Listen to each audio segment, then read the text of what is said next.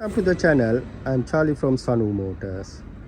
Today I have a Audi A1 2013 engine management light on. I'm going to show you how to diagnostic and troubleshoot.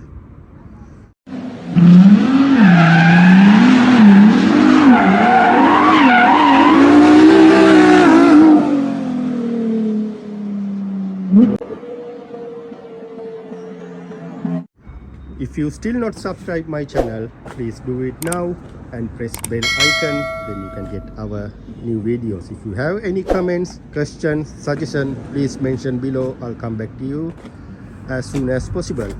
Let's go inside the car. I already connected my computer to car. Then next step, ignition on. Once you ignition on, make sure your light switch off. Now radio working, make sure radio switch off, and heating working, make it off. If you leave it on after your diagnostic, your car ending with sometime flat battery, beware of that problem. Right, this is Audi 2013 automatic ID. Okay, and I'm going to check full scan report. It's take a bit time. 54% gone, 80%.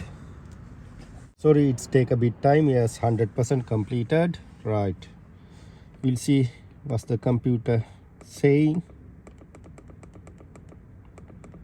Under engine management, P245800, diesel particular filter, regeneration, duration,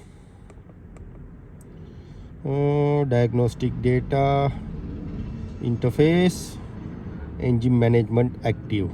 Right, there is a two faulty code 03041 and P254800. Right, now we know the problem. I'll make another video for the repair.